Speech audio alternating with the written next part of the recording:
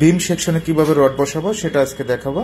একটা বিমের সাইজ একদিকে হলো 12 ইঞ্চি, একদিকে হলো 16 ইঞ্চি, ঠিক আছে।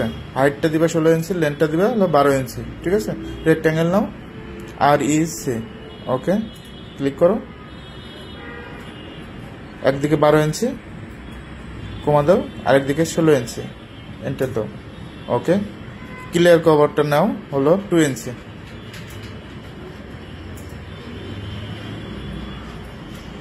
এখানে আবার বুঝতে হবে যে গ্রেড বিম না ফ্লোর বিমের জন্য ক্লিয়ার কভারটা, ঠিক আছে, এটা মাথায় রাখতে হবে। তো স্কিপ দাও।